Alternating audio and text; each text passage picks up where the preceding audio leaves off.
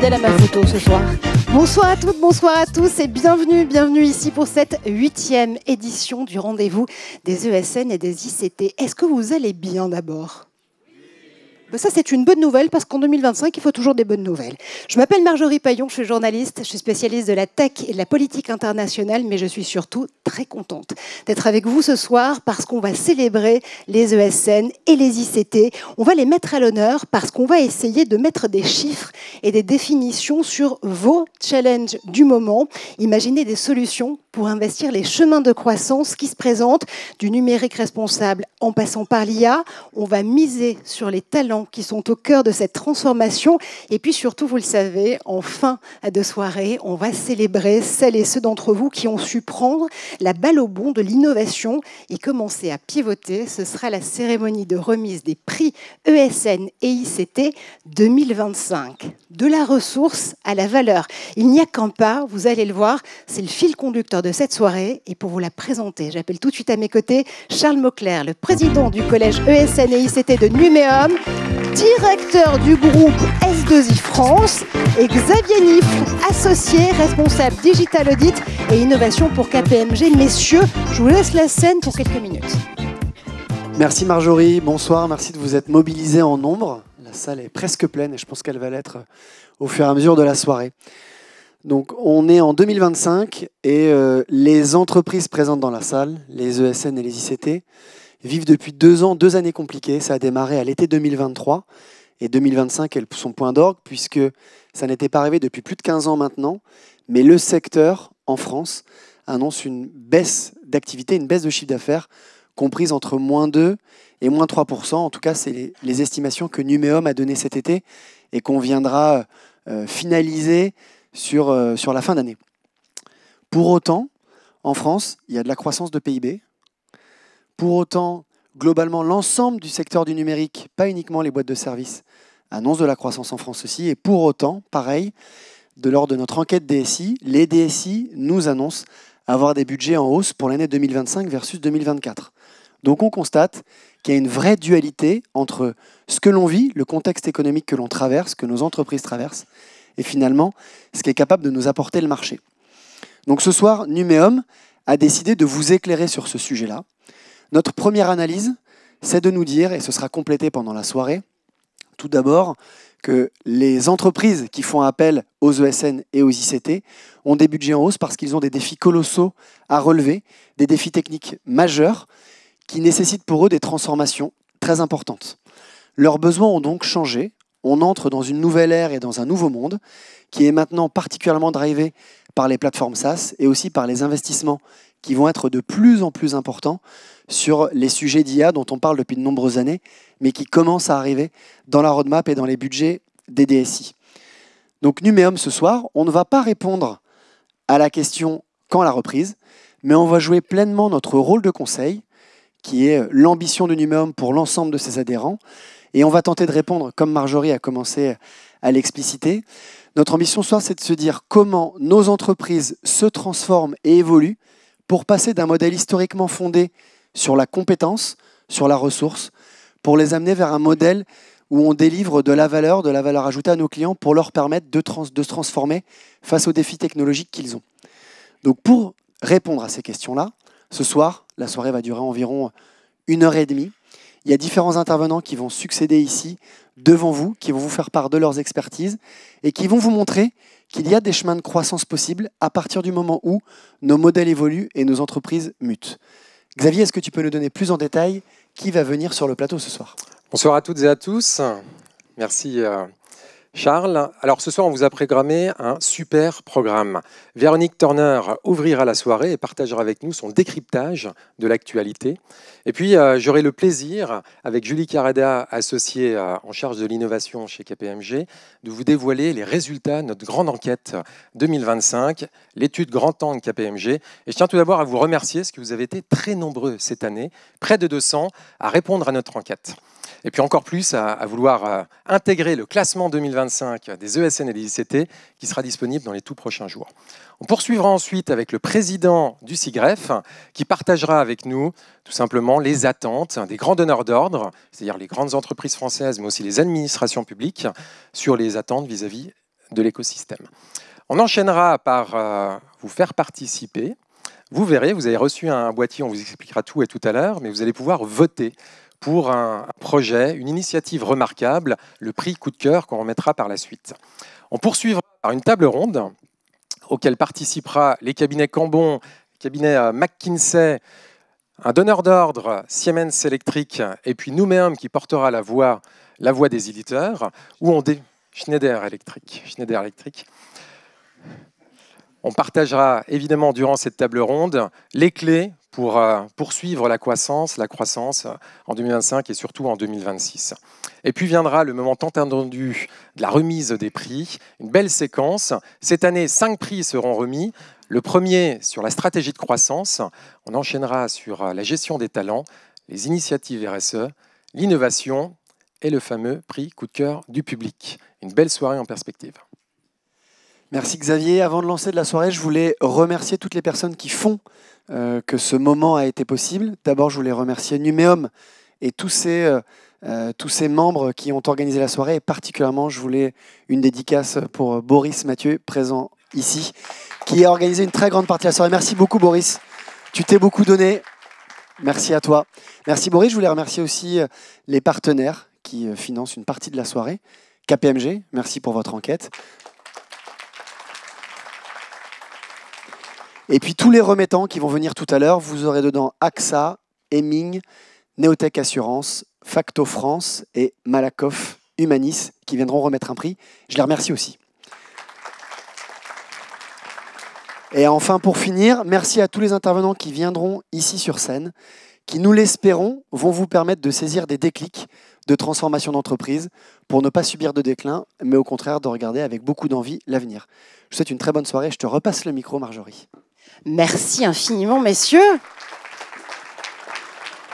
Évidemment, Charles-Xavier, on va vous retrouver pour certaines parties de cette soirée. Et vous l'avez compris, c'est le moment d'accueillir tout de suite, pour lancer officiellement cet événement, la coach de l'équipe de France du numérique, Véronique Turner.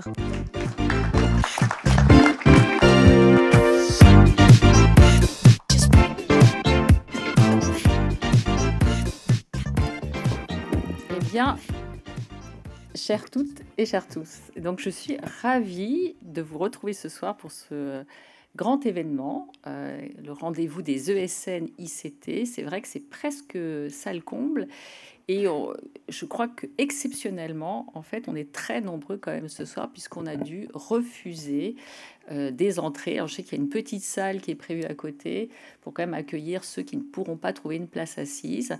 Et donc, je vous remercie en fait de vous être mobilisés pour ce grand rendez-vous. Alors, comme l'a dit Charles en introduction, nous vivons une période de turbulence exogènes et endogènes à notre filière. Et ces turbulences, elles nous secouent sévèrement. Alors, elles sont de plusieurs natures, ces turbulences. Des tensions commerciales inédites, des tensions géopolitiques au niveau international, une instabilité politique au niveau national que je qualifierais d'affligeante. Et puis, bien sûr, une révolution technologique, il faut la nommer, l'intelligence artificielle, et qui est en train de bouleverser tout sur son passage à très grande vitesse, en profondeur, et tous nos modèles. Alors, c'est dans ce contexte qu'évoluent aujourd'hui les entreprises de notre pays, et notamment nos entreprises du numérique. Mais les entreprises du numérique, elles ont un rôle particulier à jouer. Pourquoi ? Eh bien, parce que le numérique a évolué ces dernières années, et il est au cœur de tous les enjeux stratégiques. Les enjeux géopolitiques, économiques, sociaux, sociétaux et environnementaux. Sur la démocratie, la compétitivité, la souveraineté, l'emploi, les compétences, l'environnement, l'inclusion et tant d'autres sujets. Alors, en tant que professionnels du numérique, eh bien, nous sommes de véritables game changers. Et pour jouer pleinement ce rôle, nous devons le faire de manière responsable. Il est illusoire de penser que nous pouvons jouer ce rôle de game changer de manière isolée, chacun dans notre coin. Le jeu collectif est la seule voie possible. Et Numéum est notre collectif. Au sein de Numéum, nous travaillons ensemble à décrypter les tendances du marché. C'est ce que nous allons faire ce soir. Au sein de Numéum, nous travaillons ensemble à éclairer le débat, au-delà de notre silo technologique, de cette filière du numérique. Et puis, nous travaillons ensemble à influencer les décisions. Au sein de Numéum, nous travaillons ensemble à créer aujourd'hui, à accélérer la compétitivité et la résilience de notre économie. Au sein de Numéum, nous travaillons ensemble à créer l'Europe de demain, à créer un véritable marché unique, au-delà du réglementaire. Au sein de Numéum, nous travaillons ensemble à fédérer notre filière pour être plus influents et plus impactants. Et je vais vous parler évidemment de l'équipe de France du numérique, et vous verrez qu'un certain nombre de speakers ce soir portent ce petit badge on est membre de l'équipe de France du numérique, qui aujourd'hui rassemble déjà 70 organisations du numérique au niveau national et au niveau régional. Un grand nombre d'entre vous ont participé à l'inauguration de cette équipe de France. C'était le 10 juin dernier à la piscine Molitor. C'était un très très bel événement. Cette équipe de France, c'est la brique essentielle pour que notre filière puisse agir puissamment et répondre aux enjeux qui sont les nôtres. Alors nous sommes un collectif qui sait se rassembler, qui sait fédérer et organiser le jeu pour porter haut et fort la voix des acteurs du numérique. Alors je suis très fière d'appartenir à ce collectif. Et évidemment, ce soir, nous allons ensemble décrypter une partie en fait de notre écosystème, celui des ESN ICT. Je vous souhaite une très belle soirée avec tous les intervenants. Je veux remercier particulièrement quand même Charles Mauclerc qui a préparé avec amour cet événement, évidemment avec Boris et toute l'équipe en fait de Numéum. Et donc je vous souhaite une très belle soirée et j'aurai plaisir tout à l'heure au moment du cocktail d'échanger avec vous toutes et vous tous. Merci.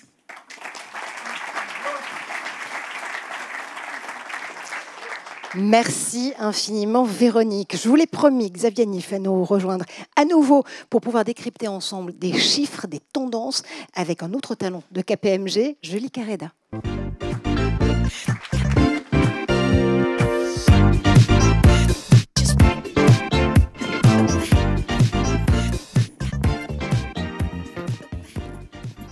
Alors, quelle stratégie adopter en cette période agitée ?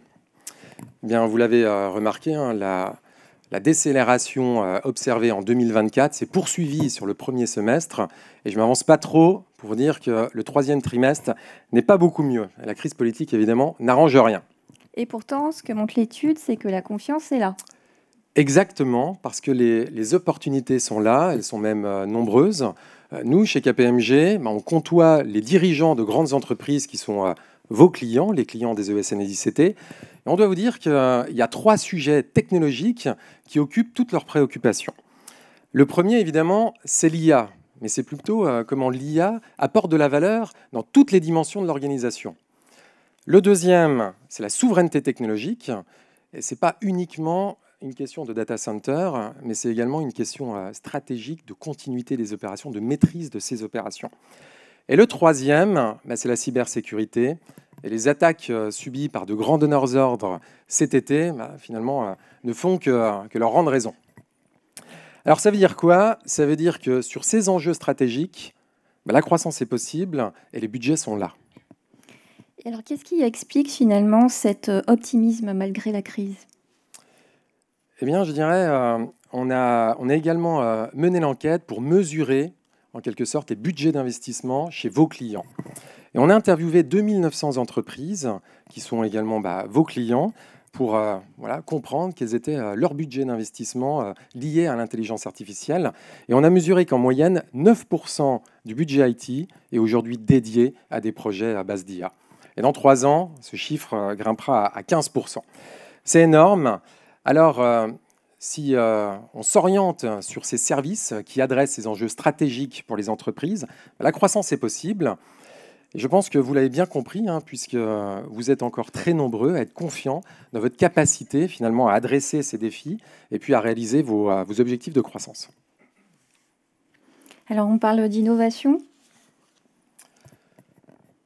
Alors, surtout, ce qui peut expliquer finalement cette croissance et cette performance, c'est tout simplement que les ESN et les ICT sont les mieux placés pour accompagner les entreprises, puis aussi les administrations publiques, dans leurs projets de transformation, et surtout à embrasser toutes les promesses et les défis liés à l'IA. Alors pour adresser ces enjeux, vous êtes de plus en plus nombreux à nouer des partenariats avec des acteurs américains, mais aussi avec des acteurs de la tech européenne. Je pense à OVH Cloud, je pense à Bleu, à Sens, mais aussi à Mistral AI. Tout ceci, évidemment, pour offrir des offres 100% souveraines. Et c'est probablement là l'une des clés et l'un des leviers de la croissance à venir. Alors, en parlant de partenariat, il y a aussi une autre ambition, c'est celle de l'innovation. D'ailleurs, Julie, est-ce que tu peux nous dire, pour ce qui concerne l'innovation, si les ESN et les ICT, finalement, se donnent les moyens de leur ambition ? Alors complètement, ce qui relève de cette étude, c'est que les investissements IA s'accélèrent. Si on regarde le segment des ETI et PME, vous investissez jusqu'à 6% de votre chiffre d'affaires sur les sujets d'IA dans les 3 prochaines années. Et pour le segment des grandes entreprises, jusqu'à 1,3%. Cet investissement, il porte sur des modèles hybrides. Donc, on va trouver l'IA, le cloud, l'automatisation. Et vous veillez vraiment à ce que vous gardiez une forte flexibilité organisationnelle face à la pénurie des talents. Mais concrètement, quel est l'impact de l'IA ? Alors, le champ des possibles est très important. Vous êtes plus de 80% à avoir identifié l'IA générative, plus particulièrement comme une opportunité pour l'année à venir pour votre secteur. Et vous avez relevé un certain nombre de postes sur lesquels vous souhaitez investir. Alors, sans surprise, pour 72% d'entre vous, il y a tout ce qui est IA dans l'exécution de vos missions, mais il y a aussi toute la partie administrative, recrutement, marketing et l'expérience utilisateur et client pour 36% d'entre vous. Alors Julie, on parle beaucoup des usages de l'IA, mais est-ce que les aspects de sécurité, de gouvernance, de responsabilité ne sont pas non plus des enjeux critiques ? Alors je dirais même que c'est un sujet de fond. Aujourd'hui, quand on parle de maîtrise des risques et de confiance, on est vraiment au cœur de vos préoccupations. L'IA responsable, la protection des données sont maintenant des critères d'achat pour vos clients et ces exigences redéfinissent complètement le paysage. Donc la durabilité devient un nouveau paradigme de compétitivité et on n'a plus 2 mondes parallèles pour lesquels on va avoir d'un côté la tech et de l'autre la RSE, mais un même projet d'entreprise centré sur la confiance. Alors justement, on a longtemps perçu, on va dire, l'innovation et la RSE comme 2 trajectoires différentes. Qu'en est-il aujourd'hui ? Alors, on peut dire que pour l'année à venir, c'est vraiment le champ de tous les possibles. On a des technos, des idées, des talents, mais surtout, on a constaté une exigence collective dans vos réponses. Et cette exigence, c'est de faire de l'innovation un levier de transformation durable, inclusif et responsable. Parce qu'on ne peut plus dissocier performance et impact. Donc l'innovation responsable est la clé de votre croissance de demain et la confiance, je dirais, à plus long terme. Alors pour relever ces défis, encore faut-il avoir les bonnes compétences. Que penses-tu de la guerre des talents ? C'est l'enjeu, encore une fois l'enjeu. Et d'ailleurs, c'est tellement important qu'on a décidé d'en dédier un chapitre complet de notre étude de cette année. Alors quels sont les enseignements ? On l'a vu, les ESN et ICT se transforment. L'IA transforme les entreprises dans toutes leurs dimensions, évidemment en premier lieu dans l'offre et donc dans les compétences de vos équipes. Et à ce titre, vous en donnez les moyens puisque vous avez mis en place des actions de formation qui permettent aujourd'hui à 50% de vos équipes d'avoir des compétences en IA et en IA générative. Mais au-delà, l'IA va plus loin pour la gestion des talents et on retrouve de plus en plus des solutions qui permettent de capturer, d'identifier très précisément les compétences de vos équipes ou encore d'autres outils qui vous permettent de proposer des offres de formation qui sont sur mesure pour vos équipes. Alors, est-ce que l'impact de l'IA est significatif sur les plans de recrutement ? Alors finalement, il est assez limité. Alors certes, il y a 18% d'entre vous qui ont adapté leur plan de recrutement pour tenir compte de l'impact de l'IA, mais pour 71% d'entre elles, l'impact est limité à moins de 10% du plan. Donc on va dire que c'est limité en nombre. En revanche, l'impact, il est davantage sur les profils recherchés. C'est là où joue le plus finalement l'intelligence artificielle.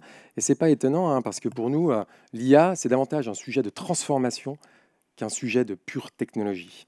Alors ça explique certainement pourquoi la demande sur les profils les plus expérimentés a complètement explosé cette année. Elle a bondi de plus 11 points par rapport à l'année dernière. C'est énorme, quitte à finalement avoir recours à des freelances ou à des sous-traitants. Et ce recours aux freelance et sous-traitants, est-ce que ce n'est pas un risque ? Alors évidemment, c'est un risque parce que cette hybridation des équipes apporte de nouveaux enjeux pour les entreprises du numérique en matière de cohérence des équipes. Et donc, elles doivent s'adapter. Elles doivent en particulier renforcer leur culture d'entreprise, leurs valeurs, voire même leur mode de management. Alors, je voudrais aborder un dernier point qu'on a souhaité aborder justement dans l'enquête. C'est de savoir finalement quelles étaient les principales attentes de vos équipes pour garantir ou faciliter la fidélisation. Et ça vous surprendra peut-être pas, mais à l'heure de l'intelligence artificielle et de la RSE, la principale attente de vos équipes, ça demeure la rémunération. Alors, il n'y a pas que la rémunération. Heureusement, la deuxième attente, c'est l'intérêt des projets, évidemment. Et dans cette quête de sens, les ESN et les ICT adressent cet enjeu, notamment à travers leur initiative RSE. D'ailleurs, Julie, est-ce que tu peux nous en dire plus ? Alors, cette année, on va se dire que la RSE cesse d'être une option.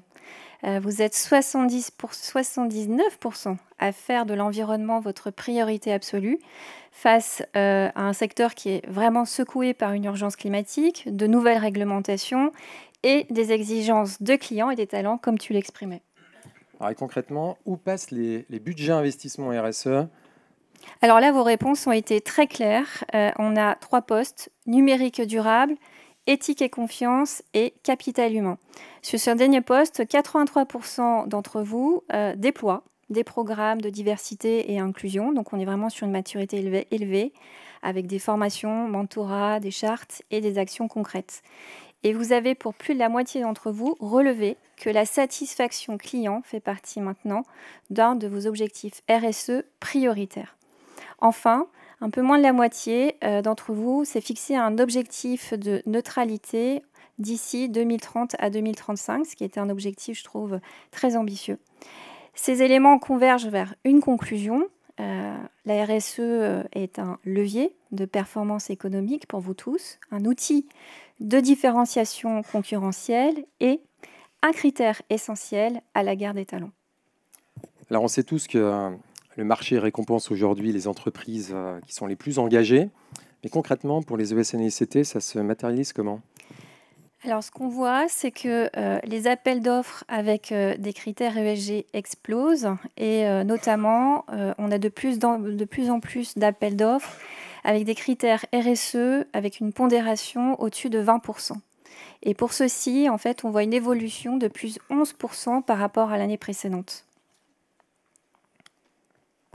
Un dernier mot peut-être, Julie, pour conclure. Selon toi, quel est le rôle des ESN et ICT dans les années à venir ? Alors, je dirais que par rapport au signal qu'on a du secteur, qui est très fort, on ne fait plus semblant. Les budgets RSE suivent les discours, les clients récompensent les engagements concrets et les talents sont désormais vraiment regardés au niveau de leur employeur sur ces critères. Donc, avant, on avait une RSE qui était perçue comme un centre de coût. Aujourd'hui, on se dit que c'est vraiment un avantage concurrentiel. Et demain, ce sera tout simplement un ticket d'entrée pour rester dans la course. Donc, le rôle que j'aimerais donner, et j'assume ce mot, c'est stratégique. Je pense que les ESN et ICT ont un rôle stratégique sur les années à venir. Vous êtes des accélérateurs de la transition écologique, des garants de la confiance numérique et des facilitateurs de l'inclusion digitale. Donc vous l'avez exprimé dans cette étude, performance, innovation et responsabilité ne sont plus que 3 choix à équilibrer, mais vraiment une seule stratégie gagnante. Et c'est bien là votre trajectoire commune. Merci pour votre attention.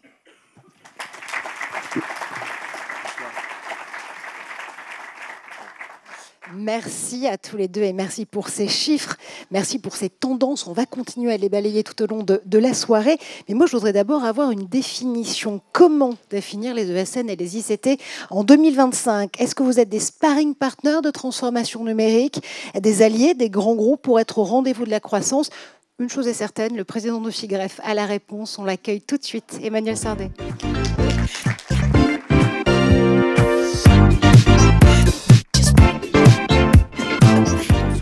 Bonsoir à tous et à tous.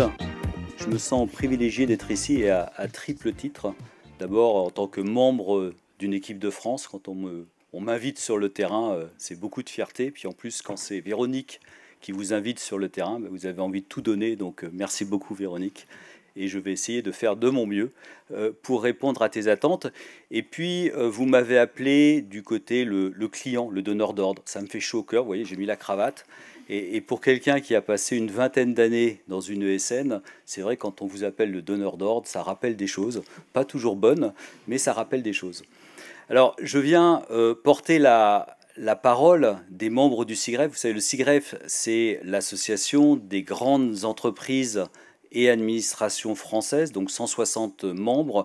Donc on a une partie de votre marché, les grandes entreprises. On est conscient que ce n'est pas tout le marché, donc je serai assez humble et précautionneux sur l'analyse.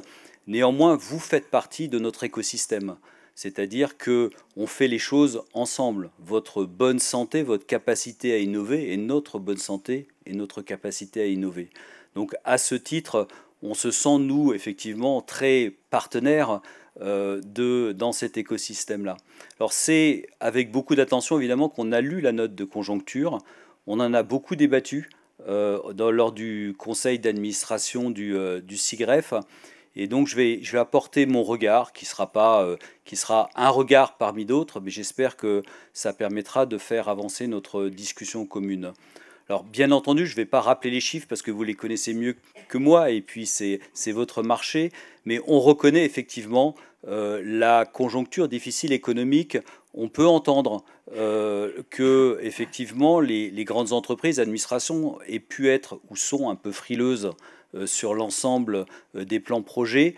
Néanmoins, la conviction des discussions au sein du SIGREF, c'est quand même ce que vous avez rappelé, c'est qu'on dépense comme jamais dans le numérique et la technologie, et les budgets sont plutôt en hausse de façon assez significative, même s'il y a des exigences de réduction de coûts, d'efficience, on va dire, de l'investissement et de la dépense, toutes particulières.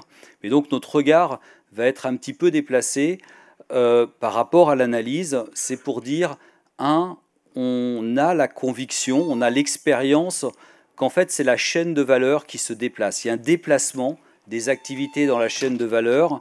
Les grands acteurs ou les plus petits acteurs des plateformes cloud, des plateformes SaaS, ont un narratif qui est très puissant.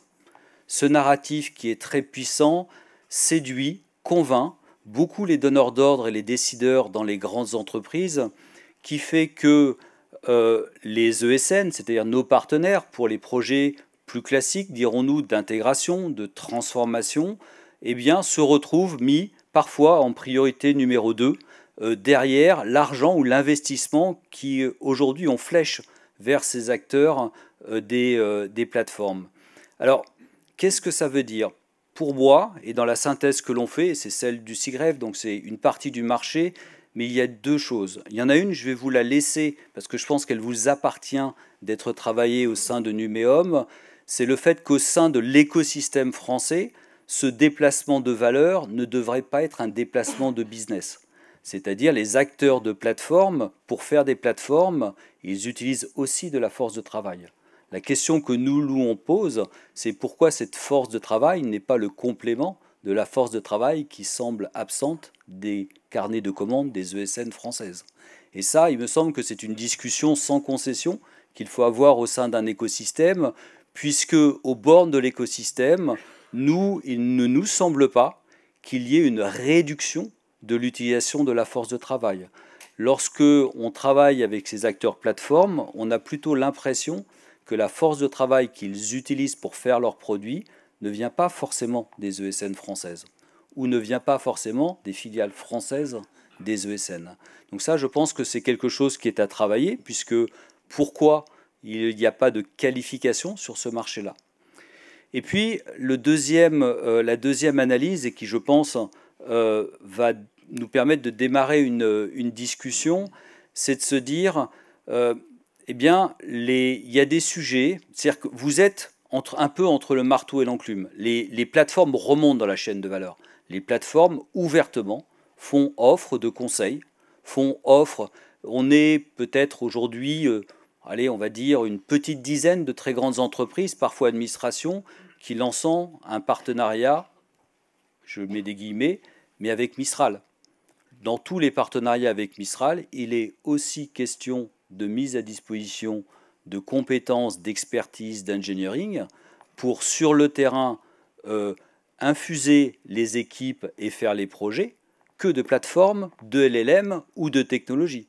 La question qui se pose, c'est quelle est la place alors des ESN entre ces plateformes qui remontent la chaîne de valeur ou qui se déplacent parce qu'il n'y a pas de hiérarchie sociale dans la chaîne de valeur, et puis ce que les ESN peuvent offrir. Et là, dans les discussions que l'on a eues, on s'est dit, mais pourquoi on n'est pas aussi convaincu ou attiré en tant que grande entreprise ou administration par les offres d'aujourd'hui des ESN? Et je vais, avec beaucoup d'humilité, mais avec plaisir, partager quelques exemples de nos discussions où on a l'impression qu'effectivement, on est à peu près, nous les grandes entreprises et administrations, au même niveau d'expérience sur ces sujets que les ESN. D'où un petit peu ce dilemme de se dire, est-ce qu'on achète ou est-ce qu'on embauche? Et d'où la problématique ou le sujet stratégique de réinternalisation. Donc quelques sujets, je ne serai pas exhaustive. J'ai beaucoup de camarades CIO qui disent, aujourd'hui, on a un grand défi stratégique, c'est la déglobalisation. Alors, sur les ESN, on a encore plein d'offres de globalisation. On n'a pas vu de proposition d'offres de déglobalisation. Tous mes camarades CIO de l'industrie, qui sont sur des technologies SAP, qui vont aller sur l'IA, ils veulent déglobaliser. Il faut tout reconstruire. Le sourcing, les compétences, les stacks, les contrats, l'ensemble des mises en régulation. Et ils me disent, mais moi j'ai testé le marché pour voir s'il y avait des offres clés en main de déglobalisation. Et on me dit non. On me dit on peut travailler avec toi, mais on travaille avec toi comme il travaille avec ses équipes. Un autre exemple, alors je ne sais pas si c'est le privilège ou si c'est du bizutage, mais au SIGREF, je me retrouve sponsor du groupe de travail qui est la mise en place dans les grandes entreprises et administrations de toutes les réglementations européennes. Vous avez compris, c'est du bizutage. Mais ça permet de progresser. Eh bien, en fait, aujourd'hui, les entreprises, les grandes entreprises et administrations, elles se retrouvent dans des projets qui sont des grands projets. Quand on parle de mettre en place l'ensemble de la conformité DORA, de NIS 2, du DMA, la semaine dernière, dans l'atelier que j'animais, on avait la chance d'avoir l'ARCEP qui était avec nous comme future autorité. Alors comme ils le disent, future autorité, dès qu'il y aura un décret, une loi, etc. Donc plutôt T2 2026. Donc pour l'instant, ça nous donne un petit peu de temps. Mais néanmoins, l'ARCEP a dit, ben, vous savez que depuis le 10 septembre, vous êtes réputé avoir 100% des contrats remédiés conformes au Data Act. Alors on l'a fait, nous, dans la finance pour DORA, par exemple. Pas de bon cœur, on a dépensé des millions en consulting. Des millions. Pas des centaines de cas euros, des millions pour la révision. C'est des dizaines de milliers de contrats qui supportent des technologies. On a cherché des offres clés en main de remédiation à l'échelle européenne de chacune des directives et des implémentations.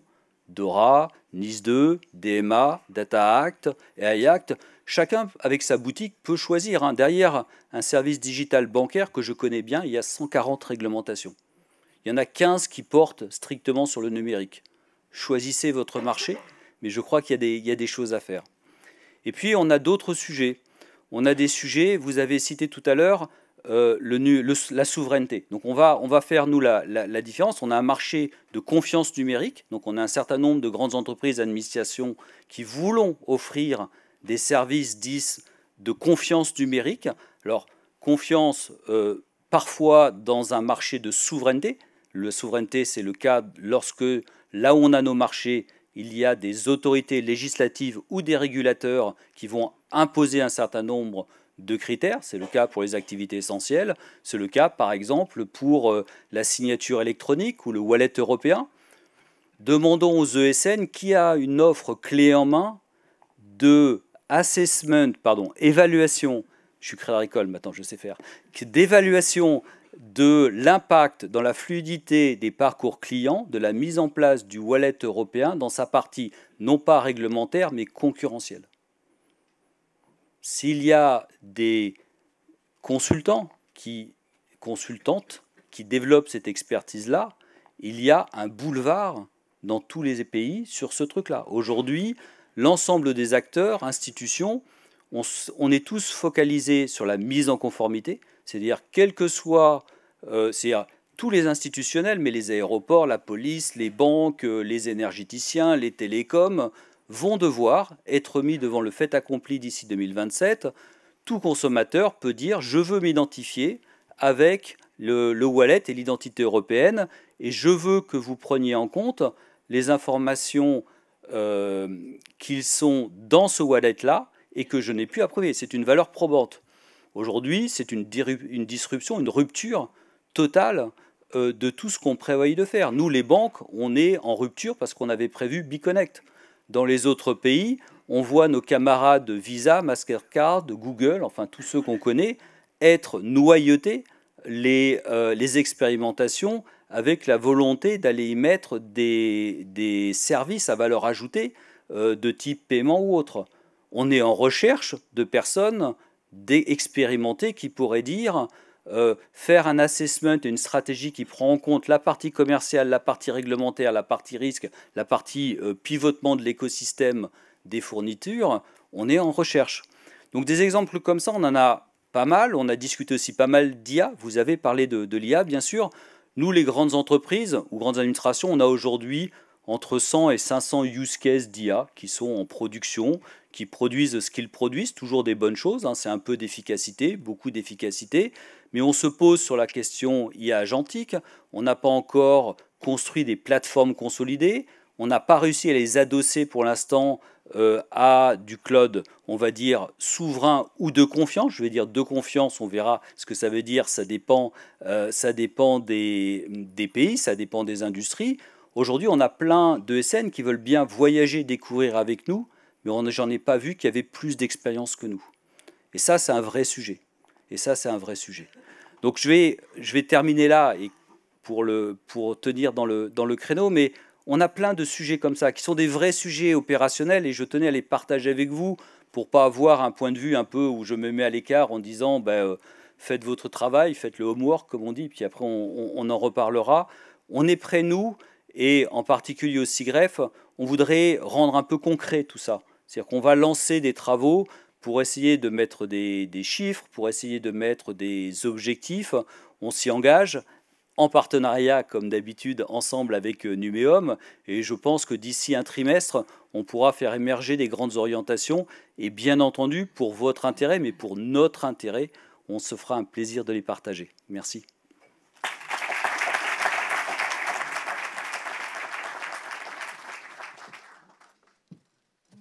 Merci infiniment, Emmanuel. Vous le voyez, c'est du très concret. Il y a des solutions. On va continuer à en parler ensemble. Mais d'abord, Xavier vous a mis la puce à l'oreille. Vous le savez, tout au long de cette soirée, on va évidemment remettre ces prix pour ceux et celles d'entre vous qui ont su pivoter, aller chercher cette croissance. Oui, mais il y a un prix qui nous tient tout particulièrement à cœur. C'est le prix coup de cœur du public. Vous allez devoir voter pour votre ESN ou votre ICT préféré. On va d'abord les découvrir en vidéo et puis ensuite on lance les votes et je vous explique tout de la façon dont ça va se passer. Premier candidat au votre coup de cœur, messieurs, dames, Reboot Conseil.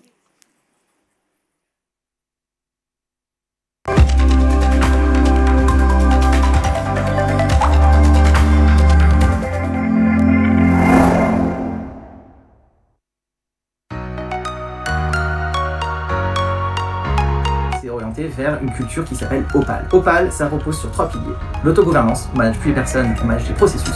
La plénitude, le fait d'être soi-même au travail. Et bien sûr la raisonnable évolutive.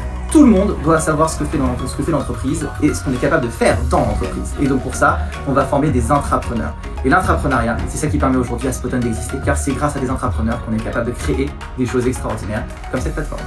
Aujourd'hui, on est en train de subir une course à l'IA. Une course où chaque fois on se dit, tiens, je vais utiliser cette IA, tiens, je vais utiliser cette nouvelle IA. Possible de suivre tout ça. Donc qu'est-ce qu'on s'est dit au bout d'un moment?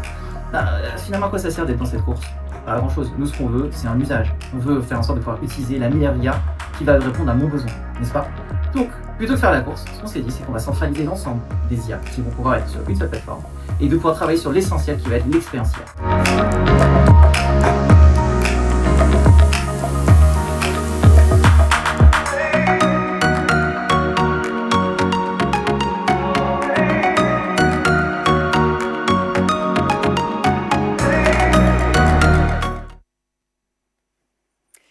Continue à regarder ensemble ces projets d'ESN, ces projets d'ICT qui sont liés par l'IA évidemment et qui pourraient être votre coup de cœur en fin de soirée. On continue avec Emacs.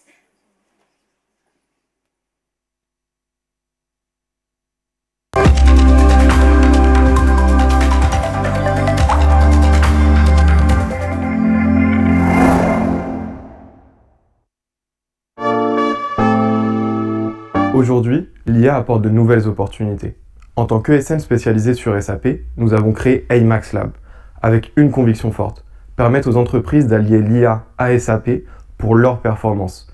Je vais maintenant laisser la main à notre agent, l'IA, qui va vous présenter les différentes solutions sur lesquelles nous avons travaillé. Bonjour, je vais vous présenter deux de nos solutions développées. Premier cas d'usage, la gestion des tickets SAP.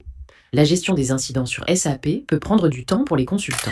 Grâce à une application mobile connectée à SAP Cloud ALM, la description des incidents est générée automatiquement via IA par l'application. Résultat, un gain de temps de 80% sur le traitement des incidents. Second cas, le processus achat. Détecter manuellement les erreurs sur les facturations peut être fastidieux et risqué. Nous avons automatisé l'identification des écarts de facturation grâce à l'IA et au RPA dans SAP S/4HANA. Ces écarts sont directement envoyés aux responsables métiers. Les anomalies sont détectées plus vite, les erreurs réduites. Des POC concrets qui enrichissent notre portefeuille d'offres SAP et permettent d'ouvrir le champ des possibles pour nos clients avec Emacs Lab. Troisième proposition, Harrington Technology.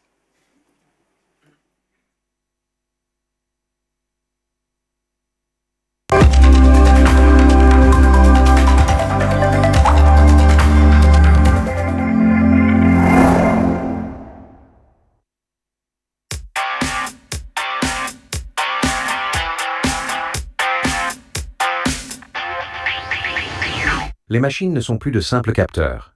Elles deviennent des acteurs économiques. Mais aujourd'hui, il n'existe pas d'infrastructure pour leur donner identité, confiance et autonomie. Je suis Jean-Philippe Lopez, en charge du pôle blockchain et IA chez Harrington.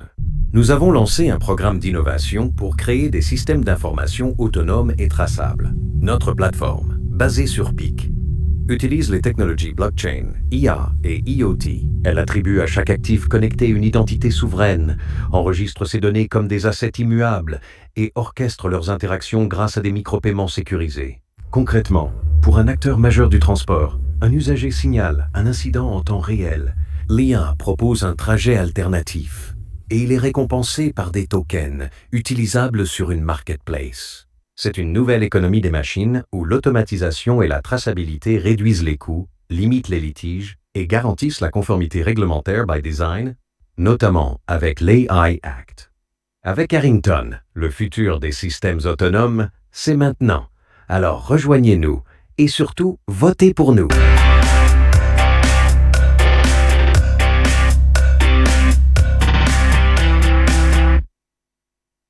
Avec un petit accent québécois si ça vous dit.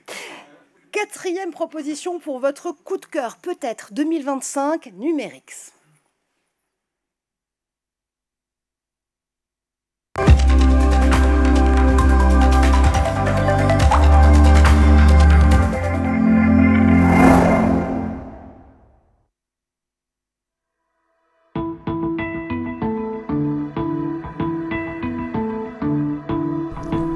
En 2024, Numerix lance Toll Express, un système intelligent conçu pour les gares de péage. Ce projet s'inscrit dans une dynamique continentale forte, celle de la transformation numérique des infrastructures africaines. Les objectifs étaient clairs. Moderniser les infrastructures vieillissantes, automatiser les systèmes de paiement, améliorer et contrôler les flux de véhicules et réduire les incidents techniques. Toll Express a su relever ce défi grâce à l'IA. Cœur du système, une intelligence artificielle capable de classifier les véhicules en temps réel et de calculer automatiquement les tarifs associés. Les résultats parlent d'eux-mêmes. Une hausse de 50% du trafic, une multiplication par 3 des revenus collectés et une réduction de 87% des incidents techniques. Les paiements affichent désormais une latence inférieure à 1% et plus de 60 voies sont pleinement opérationnelles. Alors, ça va être le moment de voter. Pour ce faire, c'est très simple. Vous avez des badges qui vous ont été remis à l'accueil. Tout va se passer sur ce badge. Je vous propose de l'enlever pour bien le regarder et que vous l'ayez vraiment face à vous. Vous le voyez, on vous a simplifié les choses. Chaque vidéo, chaque candidat a votre coup de cœur et littéralement dans l'ordre des boutons sur lesquels vous allez presser. 1 pour eBoot Conseil, 2 pour Emacs, 3 pour Harrington Technology et 4 pour Numerix. Est-ce qu'on lance les votes officiellement? Eh bien, nous les lançons officiellement. C'est à vous d'officier. Tous les votes ont été pris en compte. Moi, j'ai hâte de savoir qui sera ce coup de cœur 2025. Il va encore falloir attendre un tout petit peu pour pouvoir le découvrir. Ce sera dans quelques minutes. Mais d'abord, Xavier et Julie l'ont montré tout à l'heure, la croissance n'est pas morte, elle a juste changé d'adresse. Alors la question, c'est de savoir si on a les bons codes pour pouvoir entrer justement à bord de cet immeuble. Comment redéfinir la valeur pour les ESN, pour les ICT? Est-ce qu'il faut miser sur les partenariats ESN éditeurs? Est-ce qu'il faut faire le pari de l'IA? Visiblement oui, c'est ce qu'Emmanuel Sardet nous encourageait à faire tout à l'heure. Est-ce qu'il faut aller explorer les tendances à l'international, comprendre les mécanismes de valorisation et de rentabilité? Pour en parler, ils et elles vont me rejoindre sur scène. Marion Soula, directrice associée pour McKinsey et Compagnie France, Michael Azenko, associé pour Cambon Partners, Philippe Rambach, Chief AI Officer pour Schneider Electric et Jean-Philippe Couturier, président Collège Éditeur Plateforme de Numéum et président de WOZ.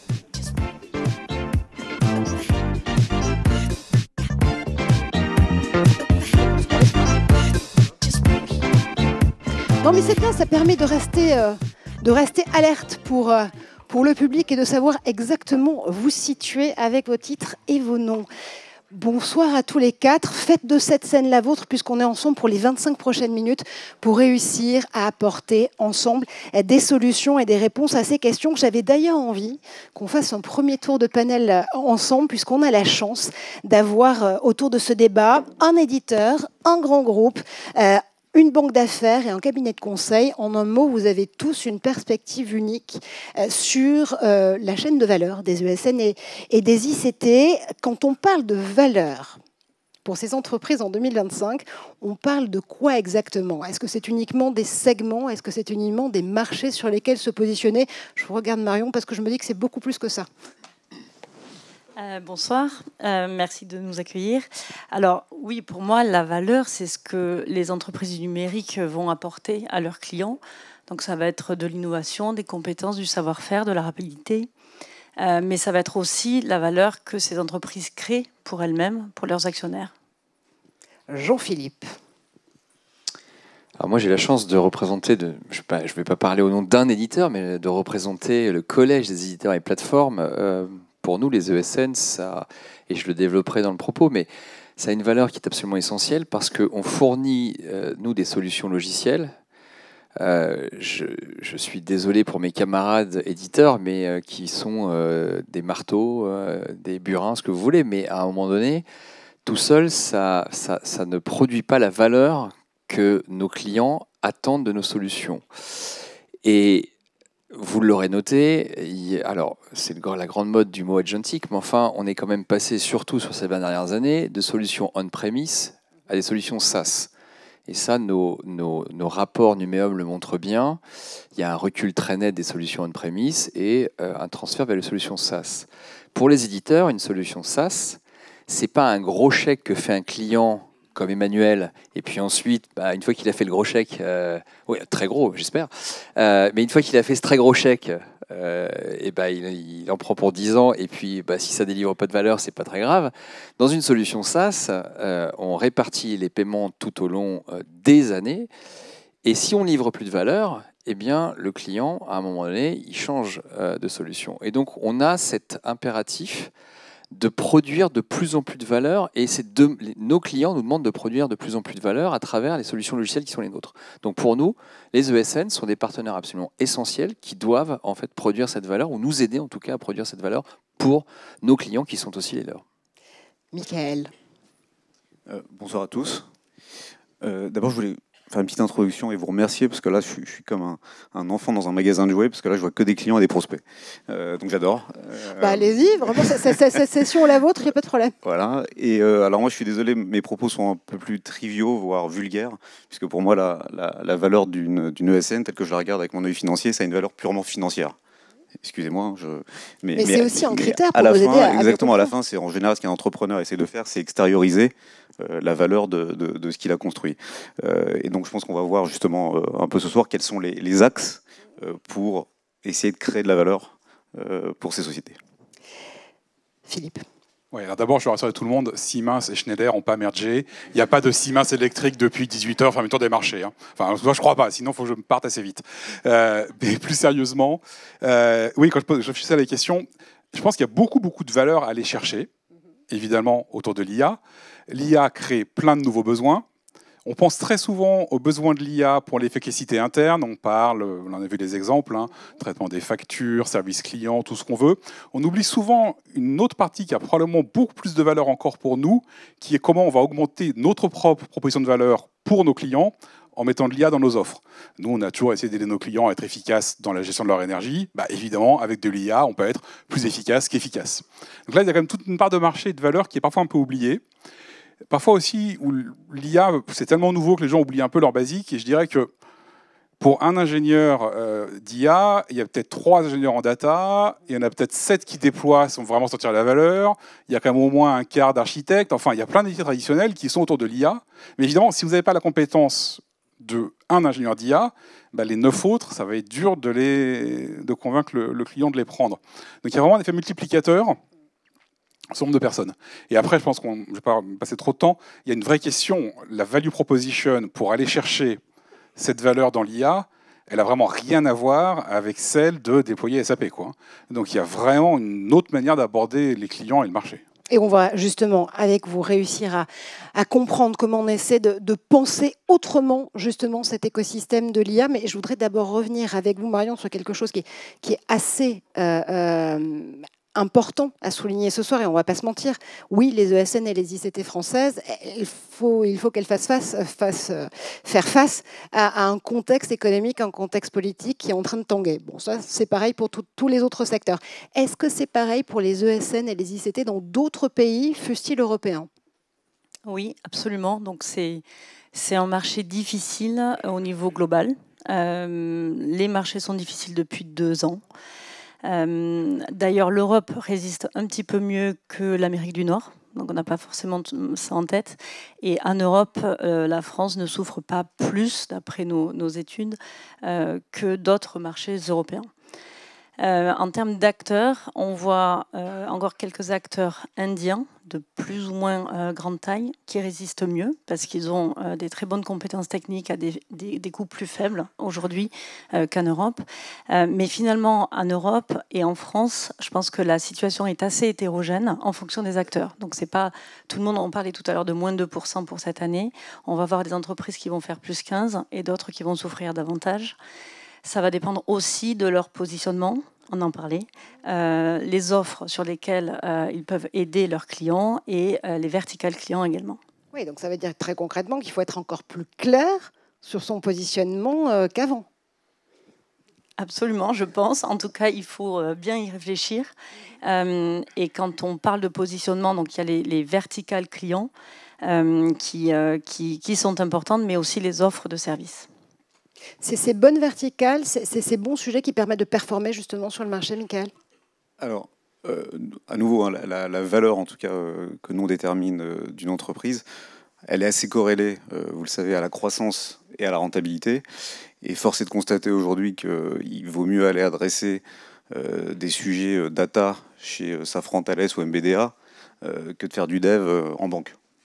Évidemment, la croissance n'est pas la même, et donc la valeur qui en résulte n'est pas la même. Jean-Philippe, ça veut dire que vous, aujourd'hui, sur ces partenariats, plateformes, éditeurs surtout, et ESN, ces verticales, vous les positionnez où? Sur quel marché il faut savoir y aller ensemble? Encore une fois, c'est une analyse macroéconomique qui permet de dire tel marché va plus fort que tel marché. En revanche, ce que l'on voit, juste pour remettre une pièce dans la machine de la verticalisation, il y a un excellent rapport de McKinsey qui montre que nous, éditeurs de logiciels et plateformes, eh bien, en fait, la croissance des éditeurs verticaux est bien supérieure à la croissance des éditeurs horizontaux. Si les éditeurs verticaux croissent plus vite, fondamentalement, encore une fois, je le dis, c'est une question de produire de la valeur pour nos clients. On a besoin pour ça de talents, et des talents qui sont dans les ESN pour implémenter et pour produire cette valeur, parce qu'encore une fois, c'est pas la conduite du changement aussi est extrêmement importante, la formation, etc.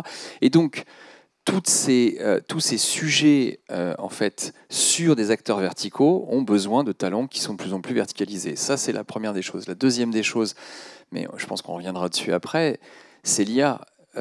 Et je pense que l'IA, c'est un mot fourre-tout, mais je pense qu'on a une vraie révolution en 2025 qui est l'agentic, qui transforme complètement ce que l'on met au cœur de nos solutions, qui transforme la cinématique de nos solutions, qui transforme complètement les solutions qu'on produit et qu'on propose à nos clients. Et là, je reviens sur le fait qu'on a de moins en moins de on-premise et de plus en plus de SaaS, mais qui dit SaaS dit une évolution beaucoup plus rapide de l'offre à nos clients. Et donc, sur la base de ces transformations AI agentic, eh bien, en fait, encore une fois, on a besoin de gens qui transforment auprès de nos clients et qui produisent cette valeur. Donc, je pense qu'on va aller de plus en plus vers des solutions verticalisées et c'est celles qui produisent de plus en plus de valeur. Alors justement, on va parler IA, on va y revenir en largeur avec vous, Philippe, parce que vous êtes un peu mon docteur SIA autour de cette table, ou en tout cas celui qui a su l'implémenter dans un grand groupe et pour pouvoir en tirer un maximum de valeur. Mais là aussi, vous ne l'avez pas forcément fait comme on pourrait nous s'y attendre ce soir dans cette salle.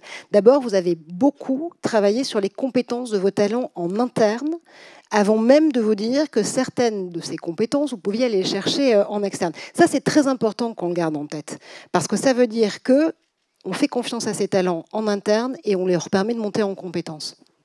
Il y a beaucoup d'éléments.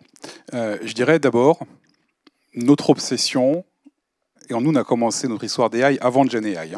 Et by the way, petit aparté, il n'y a pas que GenAI dans les AI. Vous ne laissez pas abuser par les gens qui vendent du token. On a commencé notre histoire il y a 4 ans, donc 1 an et demi avant ChatGPT, en disant c'est le moment d'accélérer énormément sur l'AI. Et là, l'obsession, c'est de se dire comment est-ce qu'on fait de l'AI à l'échelle? Comment on tombe pas dans le piège d'avoir 100, 200, 300 pilotes qui rapportent rien? Et pour faire de l'AI à l'échelle, nous, on fait chaque année 20 use cases. On n'en fait pas 300, mais ils sont à l'échelle. Il y a 10 000, 20 000, 30 000 employés, et on en fait pour notre efficacité interne et pour nos clients externes. Et on a fait le choix, effectivement, de partir essentiellement sur nos compétences internes. Pour pas mal de raisons, la raison qui était dite tout à l'heure, que finalement, aujourd'hui, tout le monde est un peu au même niveau sur la ligne de départ. Donc, bon, est-ce qu'il y a vraiment un intérêt de sortir? Et puis aussi parce qu'on s'est dit, alors nous, Schneider, on veut être une boîte de tech, on édite des logiciels aussi, on voulait s'assurer que cette compétence qui, il y a 4 ans, nous apparaissait déjà comme une compétence évidente du futur, on la maîtrise. On ne voulait pas refaire l'erreur qu'on a fait dans le passé, de sortir des choses trop vite, et derrière, de plus savoir les faire. Et c'est vraiment au cœur du métier, non seulement du métier pour notre efficacité, mais aussi dans ce qu'on vend à nos clients, de l'efficacité énergétique, de l'optimisation, de la décarbonation. Et donc c'est assez critique de l'avoir en interne. Ceci dit, ça ne veut pas dire qu'on fait tout, parce que c'est impossible. Donc d'abord, encore une fois, l'obsession de l'échelle, et je le dirai peut-être 50 fois aujourd'hui, parce que c'est pour moi de loin le plus important. Ça veut dire quoi? Ça veut dire que s'il y a un éditeur qui a une solution off-the-shelf, disponible, utilisable telle que, on l'achète. On ne va pas redévelopper. Il y a tellement à faire qu'il est hors de question de redévelopper. Par contre, s'il faut développer, s'il faut mettre 1, 2, 3 millions dans une solution, aujourd'hui, on préfère les mettre pour développer nos compétences. Par contre, on utilise quand même, dans ce processus, on a utilisé beaucoup de SN, d'ICT, etc. Et on les a utilisés en fait sur des sujets où ils apportaient de la valeur. Et c'est pour ça qu'il faut bien se positionner. Et en fait, où est-ce que vous apportez de la valeur? Traditionnellement, pour des sociétés comme nous, Alors c'est un peu désagréable ce que je vais dire, mais c'était quand même surtout, bon, ces sociétés-là, elles sont un peu moins chères que nous, c'est pas cœur de métier, elles sont plus flexibles, c'est des technologies super matures, autant les sortir. L'IA, c'est tout l'inverse. La technologie, elle n'est pas mature, elle est toute neuve, elle change tous les jours ou presque, elle est totalement cœur de métier, y compris dans l'offre. Et donc, du coup, qu'est-ce qu'on va attendre des gens des ESN pour vraiment nous aider? C'est d'être capable. La valeur proposition, elle n'est plus dans je suis beaucoup moins cher et je suis super flexible. Elle est dans je maîtrise cette technologie, je sais la déployer de manière responsable, je sais la déployer à l'échelle, je peux vous aider. Et finalement, le coût du build en AI, il est beaucoup moins important que le coût du run. D'abord, dans l'absolu, il n'est pas très gros. Et ce qui compte, c'est qu'on soit à l'échelle, qu'on déploie pour que ça rapporte ce que ça doit rapporter et que ça ne coûte pas trop cher à faire tourner. Et donc, du coup, qu'est-ce qu'on attend? Nous, on a pris des gens ponctuellement, et on en prend toujours sur des compétences pointues, mais des gens qui sont meilleurs que nous. Il y a en AI, il y a des questions de traitement d'image, de traitement du langage, où il y a vraiment des gens qui ont des compétences très pointues. Je ne vais pas donner de nom, mais il y a des ESN qui ont su développer des compétences incroyablement pointues, meilleures que les grands groupes. Ou alors, sur des tâches transversales, on parlait de règlements européens. Quand il faut déployer l'EU AI Act, c'est typiquement un domaine où des gens qui l'ont fait 10 fois, la 11e fois, ils le font mieux que si on en parlait tout seul, quoi. Donc je dirais qu'aujourd'hui, c'est vraiment se positionner sur cette valeur, moins sur le coût et la flexibilité, mais vraiment sur la compétence de pointe, la capacité de déployer à l'échelle de manière responsable et d'apporter des compétences technologiques qu'on n'a pas nécessairement. Et d'être en ultra spécialiste de sujets, là aussi, très particuliers. Ça veut dire quoi, Marion? Je regarde aussi Lucas, je regarde aussi Jean-Philippe, mais évidemment, Philippe, vous avez tout à fait la possibilité de répondre à cette question. Qu'il faut réussir à benchmarker, à cartographier l'ensemble de l'écosystème IA pour aller repérer les intersegments sur lesquels on va pouvoir être mieux disant que des grands groupes parfois. C'est possible à faire déjà? Comme ça, je termine. Puis après, je pourrais. Pour moi, honnêtement, le vrai sujet pour nous, c'est d'avoir des gens compétents et crédibles. On est abreuvé de messages, on n'est pas complètement naïf, qu'on sait faux. Moi, quand on me dit que l'agentique, ça va tout remplacer, l'agentique, il y a une part de probabilité qui fait que ça marche à 80%, il y a un tas de use cases qui le supportent, il y a un tas qui ne le supportent pas. Et bon. Donc, nous, on a besoin de gens face de nous qui ne sont pas les grands éditeurs que je n'ai pas nommés américains qui vous disent que demain ça fera tout, mais qui savent nous dire ce que ça fait pour de vrai, ce que ça fait pour de vrai aujourd'hui, ce que ça peut faire et pas faire, aider aussi bien sur la technologie pointue que sur la transfo, parce qu'encore une fois, pour 1 euro mis dans les AI, si vous ne mettez pas 7 dans la transfo, l'euro mis dans les AI, il ne sert à rien. Donc voilà, je m'arrête là, mais c'est vraiment ça le besoin. Au contraire. Et donc ça nous rappelle que les réalités du marché ne sont peut-être pas celles que l'on croit aujourd'hui. C'est une question. Mais tout à fait. En tout cas, c'est la mienne. Non, absolument.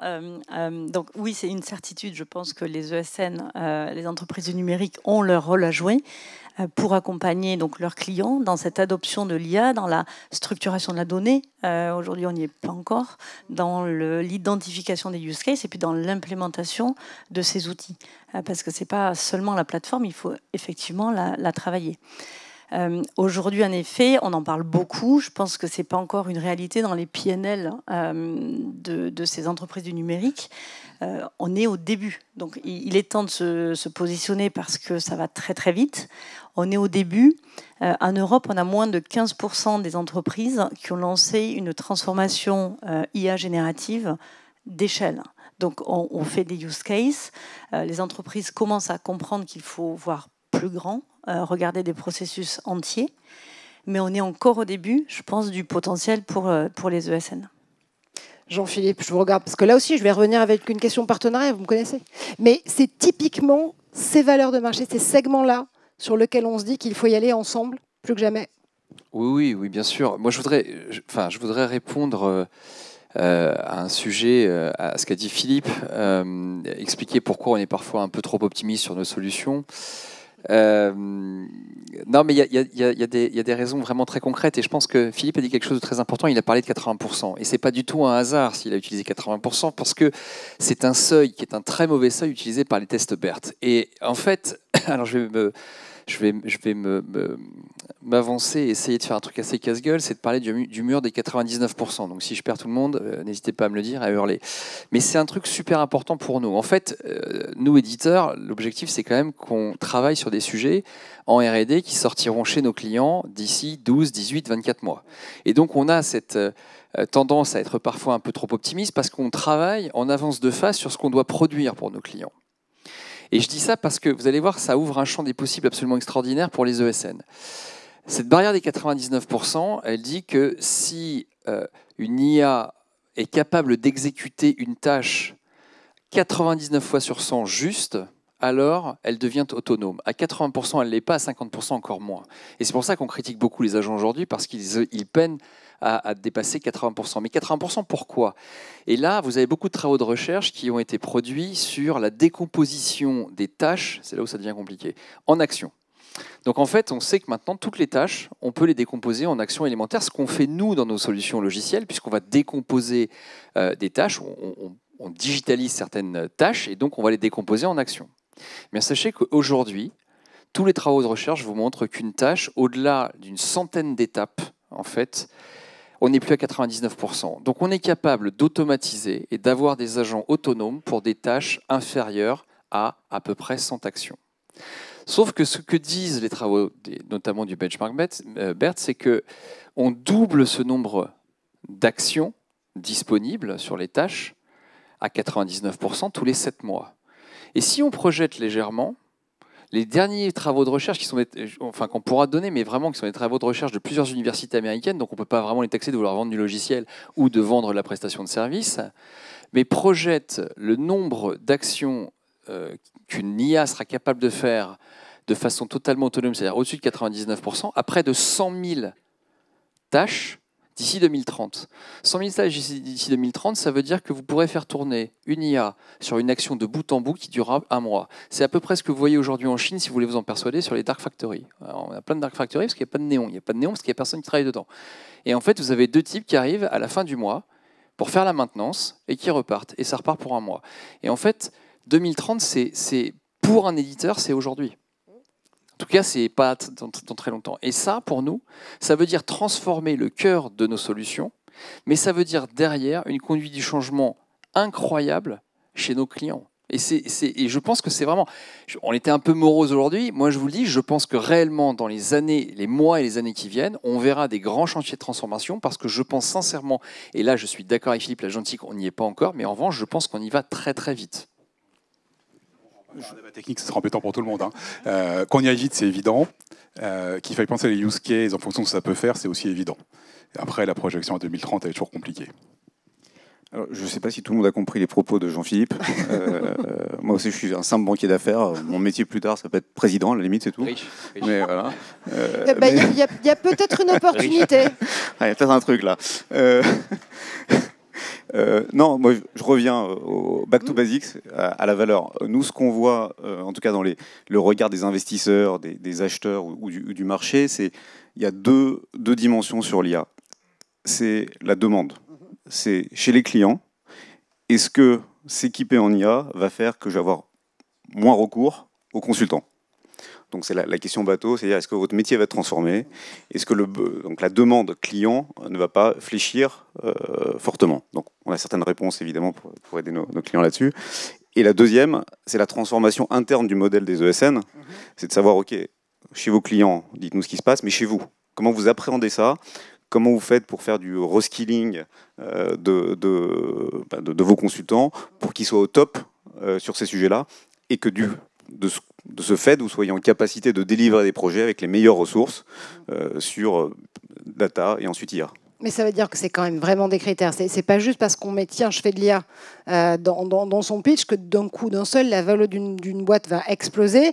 Attention, les investisseurs et surtout les banquiers d'affaires. Et même s'ils ont envie d'avoir bientôt un nouveau job incessamment sous peu, vous regardez vraiment de façon très concrète et très factuelle ce qui se passe. Je rappelle qu'on est quand même là, selon les marchés, comme petit risque de bulle IA. Oui, non, mais il ne suffit pas de mettre un hashtag cyber, un hashtag data pour faire que la valo s'envole. On regarde vraiment les skills et les projets délivrés. Mais là où je suis tout à fait d'accord, c'est qu'aujourd'hui, et c'est normal, beaucoup de boîtes disent on a ces compétences-là, on sait le faire. D'ailleurs, regardez, on a développé des offres. Dans les faits, d'ailleurs, quand vous parlez avec excusez-moi le terme, des vraies boîtes de data IA aujourd'hui, ils vous disent ce qu'ils font à côté n'a rien à voir.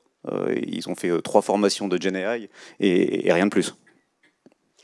Tant que vous avez le micro, vous allez le garder rapidement, parce que vous êtes par contre mon docteur SM&A autour de cette table. Là aussi, il y a plusieurs types de M&A en l'occurrence. Est-ce qu'on peut réussir à s'orienter sur la bonne solution pour pouvoir là aussi rester agile et pouvoir se repositionner sur ces marchés? Très vite, parce que je vois que le temps tourne. Les 10 dernières années, c'était beaucoup de M&A qu'on appelle capacitaire. Tout à l'heure, je crois qu'on parlait de déglobalisation. Le mot des donneurs d'ordre, vous le savez, chez les acheteurs, c'était la massification. Donc, qu'est-ce qu'il fallait faire? C'était être encore plus fort vis-à-vis des achats. Donc, je rachète des positions, Société Générale, Crédit Agricole ou autres. Et c'est ce que les gens recherchaient. On est passé ensuite à des sujets d'acquisition, on va dire, de spécialité. Donc je veux avoir une offre sur la cyber, je veux avoir une offre sur les hyperscalers, et on achète spécifiquement là-dessus en essayant évidemment d'apporter du développement commercial et de laisser faire ce qu'ils font très bien. Moi je pense qu'on va arriver, avec tout ce qu'on s'est dit, à des acquisitions transformantes. C'est-à-dire que des ESN, des ICT qui étaient justement... C'est pas évident pour elles de se réinventer quand depuis 25 ans, depuis 30 ans, vous développez votre boîte, que ça va justement de plus en plus vite. C'est toujours après le buy or build. Ben, là, clairement, il faut qu'on achète, mais il faut qu'on achète quelque chose qui nous transforme fondamentalement notre organisation, qui nous transforme notre offre et donc aussi notre marketing sur le marché. On y arrive. C'est aller chercher ce petit truc en plus en matière d'acquisition, comme quand Philippe va chercher la spécialisation en plus chez les ESN et ICT qu'il fait travailler sur certains pans de sa transformation IA. Marion, le M&A, ça reste un outil, si j'ose dire, je peux me permettre de dire ça? Bien sûr. Oui, merci. Ça reste un outil pratique pour être agile? Oui, je pense que je suis tout à fait d'accord. Ça reste un outil pour être agile, mais pour être rapide surtout, et pour donc acquérir ces compétences qu'il est très difficile de développer en interne. Donc en effet, les entreprises du numérique, on le voit, commencent à racheter des plus petites boîtes avec une spécialisation technique très forte, ou alors une présence sur des verticales, on y revient, très forte. Mais oui, c'est clé. Et alors, il y a beaucoup de M&A, mais on a parlé aussi des partenariats tout à l'heure. Je pense qu'il ne faut pas les oublier sur l'IA générative, mais aussi sur les autres secteurs porteurs, le cloud, la cybersécurité, on en a parlé. Ça reste aussi super important d'avoir les bons partenaires. Jean-Philippe, je vous vois. Non, je pense que, juste pour remettre une pièce, je pense qu'aujourd'hui, ce qu'on voit, nous, côté éditeur, c'est qu'on a besoin d'avoir des gens qui sont formés, éditeurs et plateformes, on a besoin d'avoir des gens qui sont formés. Et ce que cherchent, je pense vraiment, nos clients et les clients des ESN sont des gens qui portent des compétences, qui sont des spécialistes des technologies A, B, C, dans le cloud, dans la cyber. Et en fait, on ne veut plus de compétences ultra génériques. Donc, et nous, éditeurs, c'est le même sujet, en fait. On souhaite travailler de concert avec les ESN et avec nos clients communs sur de la compétence et de la valeur. Donc de l'ultra-compétence qu'on va soit aller acquérir en externe, soit justement chercher à développer auprès de ses propres talents. Moi, je suis très optimiste quand même, hein, parce que si on prend un peu de recul au-delà de cette année, des problèmes économiques divers et variés, on est quand même à l'aube d'une révolution, et là on est tous d'accord, sur l'IA agentique, qui est au moins comparable au déploiement des ERP, au moins comparable à l'arrivée du web. Moi, j'étais pas là au déploiement des ERP, mais j'imagine qu'il y a des tas d'entreprises qui étaient dans la salle, qui faisaient des petits bouts de soft pour des clients qui sont mortes. Et puis il y a celles qui ont su prendre le marché des ERP, et globalement, le marché a décuplé. Pour moi, on recommence la même histoire.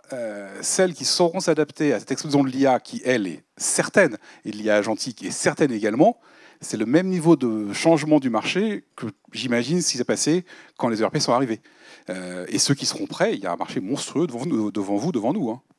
Un mot pour définir la valeur des ESN et ICT en 2030, auquel je ne vous pose pas la question. Merci. Si, réponds, tu veux être président, toi. Donc. Ah, j'ai oublié. J'ai pas préparé mon programme. J'y réfléchis et je laisse d'abord mes petits camarades répondre. Ok, on y va, les réponses. Cette valeur en 2030, il faut aller la chercher où? J'enfonce une porte ouverte, mais facilitateur de l'adoption de l'IA générative. J'ai quasiment répondu d'un coup d'avance, en fait. Hein. Si vous accomplissez cette transfo, vous y êtes. Je pense vraiment à cette hyper spécialisation et cette proximité, ces partenariats avec les éditeurs, parce qu'encore une fois, on va avoir besoin de transformer, et je le dis et je le redis, je pense qu'il faut qu'on accélère et que, vraiment, merci à Charles. Je pense que Charles préside le collège des ESN ICT, moi je préside le collège des éditeurs, et je pense et des plateformes, on a beaucoup de choses à faire pour accroître ces partenariats et faciliter ces partenariats. Oh, mais la pédagogie, c'est l'art de la répétition, hein, donc ne vous en faites pas. Je suis pas mauvais là-dessus. Tout pareil. D'accord. Bravo. Non, vraiment, je vois que vraiment on prend des risques sur ce panel. Ça fait plaisir. Merci infiniment à tous les quatre. Des applaudissements nourris pour nos invités.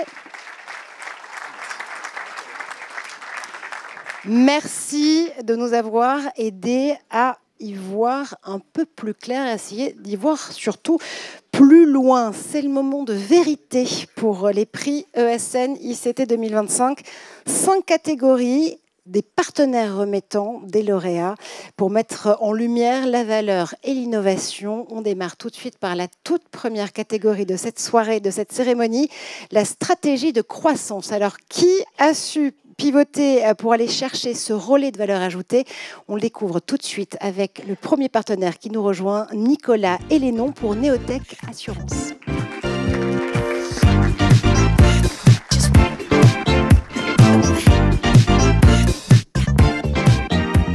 Alors Nicolas, le tout premier lauréat de cette soirée, et attention, le moment est solennel.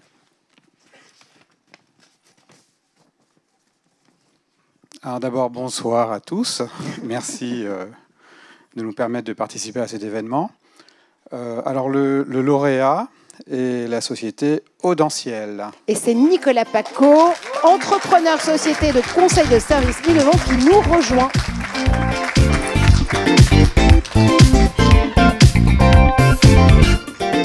Bonjour. Et il n'est pas seul à nous rejoindre visiblement. Non mais bravo, on m'avait pas prévenu, mais c'est très bien. Bon, alors, on va peut-être remettre le prix ou... On le remet dans un instant de façon. On va vous le remettre physiquement dans un instant. C'est un très joli prix, mais je vous avoue qu'il pèse quand même un petit peu son poids. Donc je me permets de vous soulager de ce port de trophée maintenant tout de suite. Ce qu'on aimerait surtout savoir, Nicolas, avec Audentiel qui vient pour recevoir ce prix, c'est le projet qui a été primé. Pourquoi est-ce que vous et les autres membres du jury ont souhaité décerner ce premier trophée à Audentiel? Alors, d'abord, je rappellerai que dans un contexte économique difficile, le prix stratégie de croissance revêt un caractère crucial. Alors, qu'est-ce qui nous a permis de sélectionner Audentiel? Bon, évidemment, les grands classiques, croissance à 2 chiffres, ça on peut pas, c'est le minimum quand même. On est dans la croissance.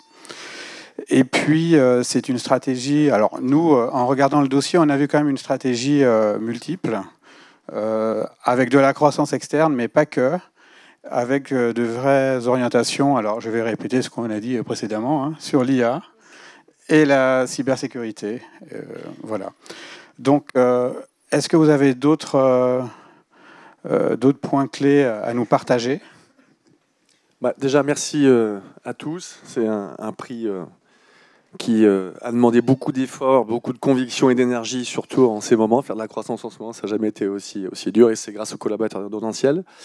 La première chose, c'est d'avoir une stratégie effectivement de spécialistes qui soit claire et stable dans la durée. Je pense que c'est important pour avoir un axe de développement. La deuxième, c'est de savoir recruter, de fidéliser les meilleurs commerciaux, parce que je suis désolé, mais pour faire la croissance, il faut savoir vendre. Ne jamais oublier de développer de nouveaux clients, c'est aussi un des basiques. Et chez nous, chez Audentiel, c'est un mix de croissance organique et effectivement de croissance externe, pour avoir des positionnements technologiques, géographiques, c'est la France, mais c'est aussi l'international. Et je pense qu'il n'a jamais été aussi important aujourd'hui de ne pas être présent que dans un seul pays, c'est ce qu'on disait avant. Bien sûr, les nouvelles technos, la data, la cyber, l'IA demain. Et puis, cette croissance permet d'atteindre des tailles critiques. Les grands donneurs d'ordre demandent aujourd'hui d'avoir des sociétés de plus en plus globales, qui nous permettent d'accéder à des marchés de plus en plus gros et des projets aussi de plus en plus intéressants. Donc, c'est ce qu'on a mis en place chez Audentiel pour continuer cette croissance. Alors... Bravo. Et on voit évidemment que ça a fonctionné avec cette première catégorie, ce premier prix qui vous est décerné ce soir. Allez-y, soupesez-le. Je vous en ai pas menti quand même. Effectivement. C'est un magnifique prix. Bon, écoutez, en tout cas, encore bravo. Merci beaucoup. Je vais vous proposer de vous rapprocher pour pouvoir immortaliser ce moment.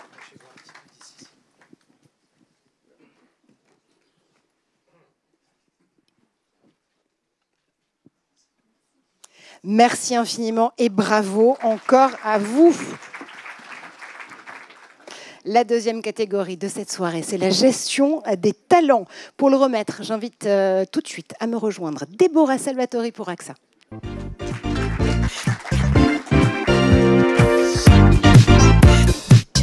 Bonsoir à tous. Bonsoir Déborah. On m'entend bien? Mais tout à fait. Super. Et ça, Ravie d'être parmi vous ce soir.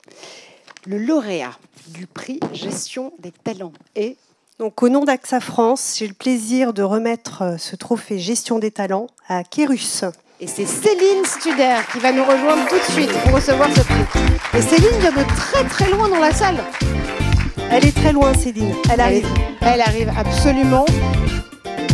Je sais qu'il y a eu beaucoup de débats d'ailleurs entre les membres du jury, avec l'ensemble des partenaires de ces prix pour pouvoir choisir ces lauréats. À propos, qu'est-ce qui vous a séduit avant tout dans le projet de Kérus ? L'engagement de Kérus pour la promotion des femmes dans un domaine très fortement masculin. Donc, complètement, on est très bien représentés. Là, on est en force. Non, oui, ce prix récompense en fait une entreprise qui s'est engagée concrètement dans le développement de ses collaborateurs. Il y a plusieurs aspects qui ont été retenus par le jury. Avec un développement dans un parcours professionnel très adapté, très poussé. Et donc, je le disais tout à l'heure, cette reconnaissance et cette représentation des femmes dans les métiers du numérique. Donc, vous avez chez Kérus développé tout un tas de stratégies et donc le jury a été particulièrement impressionné par votre approche très structurée de la gestion des talents. On a retenu la gestion de la cartographie des compétences, les modules de coaching dédiés que vous avez pu mettre en place, et puis le développement du leadership féminin. Et donc, j'ai une question pour vous, Céline. Est-ce que vous pouvez nous dire la manière dont vous gérez vos talents, en quoi c'est une source pour vous de performance ? Alors, merci beaucoup déjà. Merci Déborah et merci à l'ensemble des équipes Numéum et KPMG pour... ce beau titre, effectivement, qui a été aussi pour nous beaucoup d'efforts. On parle ce soir de mettre en lumière la valeur et l'innovation. Alors, tu disais tout à l'heure que l'art de la pédagogie, c'était la répétition. Complètement. Donc, je vais répéter. Comment on peut y arriver quand on se prive de 50% de la richesse humaine ? Aujourd'hui, la population mondiale, la moitié de la population mondiale, ce sont des femmes. Dans le numérique, on est encore trop peu présente. Alors, c'est très mal représenté ici, du coup. Mais chez Kérus, on pense que la gestion des talents n'est pas qu'un sujet de RH. C'est un levier de performance durable. On a effectivement restructuré complètement notre plan de carrière en fin 2024, début 2025, pour apporter des formations sur mesure. Je crois que Xavier, tu en parlais tout à l'heure, du coaching, du mentorat, bien sûr de l'accompagnement managérial, sur aussi les nouveaux métiers du numérique. Ça a été largement abordé ici et notamment dans les métiers de l'IA, pour apporter à chacun et surtout à chacune les moyens d'évoluer, tant en horizontal qu'en transversal. Et effectivement, le programme Leadership au féminin permet à nos collaboratrices de prendre leur place, d'oser les postes de management et d'influence, parce qu'au fond, le développement des talents, c'est préparer le futur. Plus d'inclusion, plus d'engagement et donc plus de performance. Et on retiendra ce très beau mot qui est « oser ». Bravo pour votre engagement. Ne bougez pas, mesdames. Officiellement, ce prix... Oui, prépare-toi. Il est très beau. Ah, merci, tu vois, je ne suis pas la seule à le trouver. On immortalise tout de suite cet instant avec vous deux.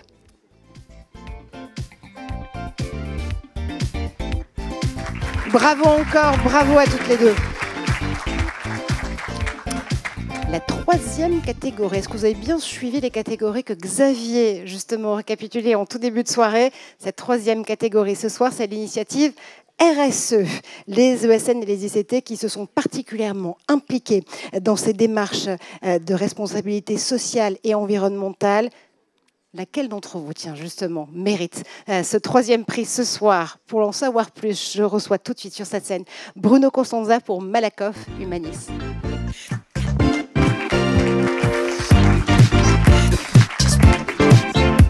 Bonsoir à tous. Bonsoir Bruno. Alors, c'était assez logique que Malakoff Humanis parraine justement cette catégorie et ce prix dont le lauréat est. Absolument, c'est dans notre ADN. On développe beaucoup effectivement ces sujets au-delà de notre métier de base. C'est un point extrêmement important. Donc, le lauréat du prix RSE, eh bien, écoutez, j'ai l'honneur d'annoncer OVH Cloud. Et c'est Daphné Julienne qui nous rejoint pour ce prix. Bravo, félicitations. Bonsoir Daphné. Bonsoir. Parfait. Bon, en tout cas, bravo, félicitations pour ce beau prix. Ce beau prix qui a été remis effectivement par le jury. Et celui-ci a été particulièrement donc, impressionné par l'ambition de la politique RSE de OVH Cloud, tant sur le plan environnemental que sur le plan social. Voilà, donc j'ai une question qui vient effectivement en relais à ce prix. Comment OVH Cloud, je dirais, s'est hissé dans la catégorie leader de l'étude IDC, Sustainable Data Center, et comment le marché y répond aujourd'hui? Merci beaucoup. Merci à tous. Merci au jury, à Numéum, à KPMG. Effectivement, l'ADN d'OVH Cloud, la durabilité, c'est dans l'ADN d'OVH Cloud depuis notre création, il y a 26 ans. Donc déjà, je pense que c'est ça qui explique cette présence en tant que leader dans l'étude IDC. C'est un travail de longue haleine, c'est un travail à l'échelle. En 2 points, rapidement. Le premier point, c'est que c'est dans notre modèle industriel intégré qu'on peut faire la différence. C'est ça qui nous permet, puisqu'on conçoit, qu'on fabrique et qu'on exploite nos serveurs. Donc on a des usines et on a des data centers, très concrètement. Donc c'est ça qui nous permet d'injecter de l'innovation tout le long de la chaîne de valeur. Une qui est assez connue, c'est notre système de refroidissement à l'eau, qu'on a à l'échelle dans nos 44 data centers, qui nous permet d'avoir une efficacité énergétique incomparable. Et puis, l'autre, ça va être notre modèle circulaire, puisque justement, comme on conçoit, qu'on fabrique et qu'on exploite nos serveurs, en fin de vie, on les ramène dans nos usines, on les démonte, on reteste les composants un par un, et on les réinjecte dans la conception des serveurs suivants. Et ça, c'est vrai pour les serveurs et c'est aussi vrai pour les data centers. Plus de 90% de nos data centers sont en fait des anciennes friches industrielles, donc on n'a pas réartificialisé des sols pour les construire. Donc ça, c'est vrai pour nos 44 data centers dans le monde. Et puis, donc ça, c'est le premier point de notre modèle. Le deuxième point, c'est notre approche transparente depuis le début, au-delà des demandes réglementaires qui s'accumulent particulièrement en Europe sur les sujets de la durabilité. On a toujours eu à cœur d'être très transparent sur notre empreinte, sur notre impact, notamment notre impact environnemental. On peut citer notre Impact Tracker environnemental qui aujourd'hui donne à chacun de nos clients son empreinte carbone et qui demain va aussi lui donner son impact en eau, en ressources abiotiques, et aussi son impact en termes d'utilisation de terres rares. Donc voilà, et c'est ça que l'étude IDC récompense, c'est ça que nos clients récompensent aussi, puisqu'on l'a vu dans les appels d'offres, c'est quelque chose auquel ils prêtent de plus en plus attention. Bah bravo, et tout ça justifie largement ce prix. Je fais attention. Voilà, félicitations encore, bravo. Ne bougez pas. Une photo, justement, pour pouvoir, là aussi, toujours immortaliser ce moment. Il faut garder les bons moments en 2025. Bravo, bravo et merci encore à tous les deux. Vous le savez, on arrive à la 4e catégorie de cette soirée, la catégorie Innovation. Pour le décerner, j'appelle tout de suite Marc Dugasc pour Aiming.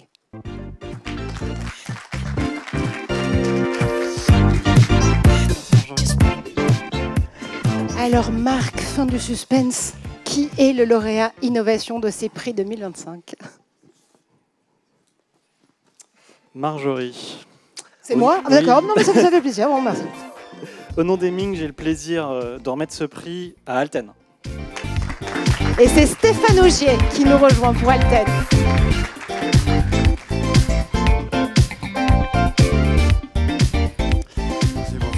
Alors, le jury a été séduit par une approche Green AI qui démontrait qu'innovation pouvait rimer avec durabilité, impact positif. Et Alten a su démontrer auprès du jury que, notamment en dédiant plus de 30% de sa R&D à des projets à impact, on pouvait concilier excellence technologique et responsabilité environnementale. Alors moi, j'ai envie de poser la question, parce que le projet qui était mis en avant, c'était le projet de Daybird, un projet d'une IA embarquée qui préserve la biodiversité et qui réduit la mortalité aviaire dans les parcs éoliens, c'est ça, avec une très forte sobriété énergétique. Alors, est-ce que vous pouvez nous en dire plus et nous parler de la stratégie d'innovation d'Alten ?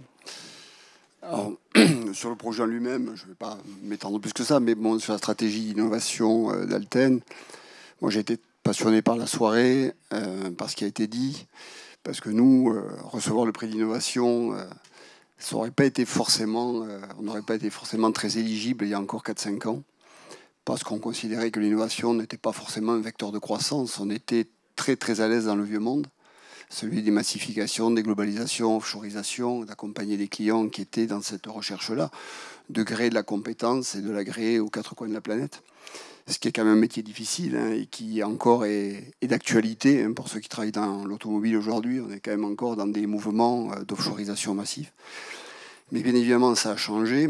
On est face à une demande qui a muté. Bon, j'ai été passionné par, en effet, la recherche de plus de valeur, de réduire les temps de cycle, d'améliorer la qualité, les produits, etc.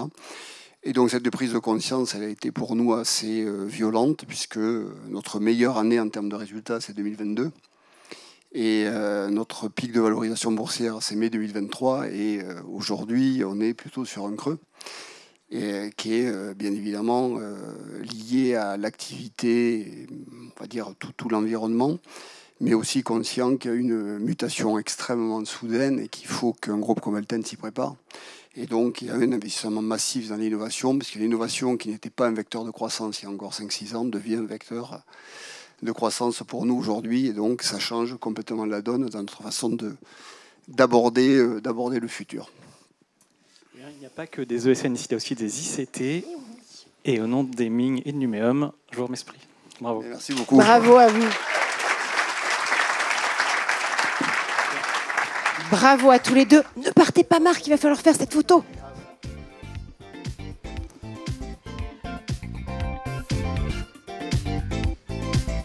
Merci, merci encore à tous les deux. Et bravo, vraiment. Alors, on arrive à la 5e et dernière catégorie de cette soirée. Vous la connaissez par cœur, vous avez voté pour tout à l'heure. Le coup de cœur du public. On va révéler en direct ce coup de cœur ce soir 2025. Et c'est un vrai plaisir d'accueillir à mes côtés pour le faire David Jevélo pour Facto France.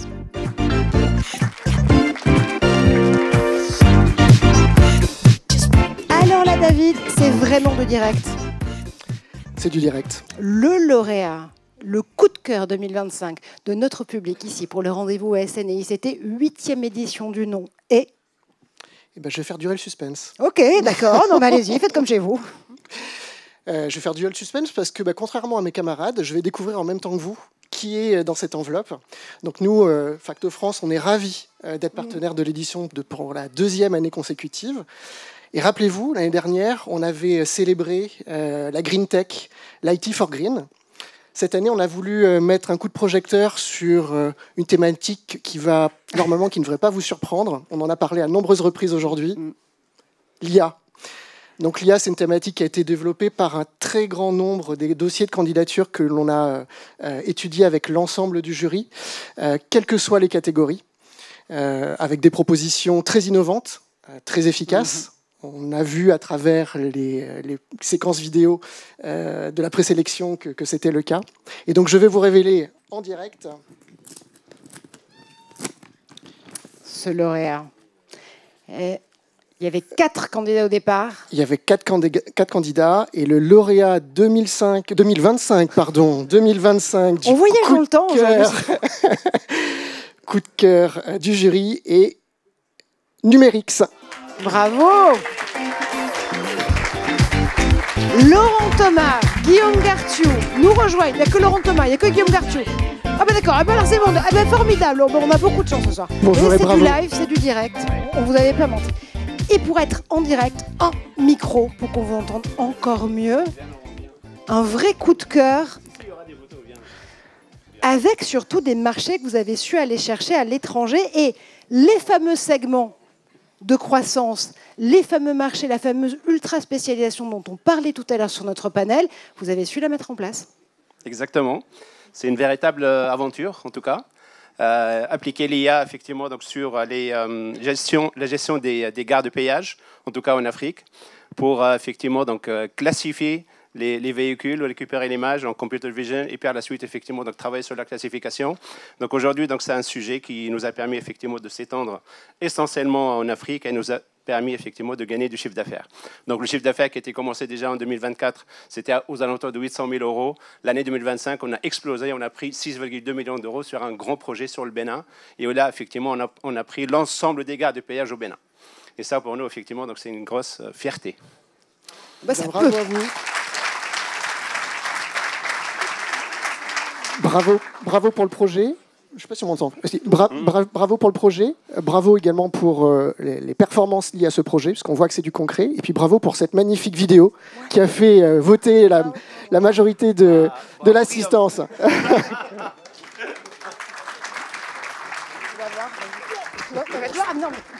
Merci. Allez, je vous laisse.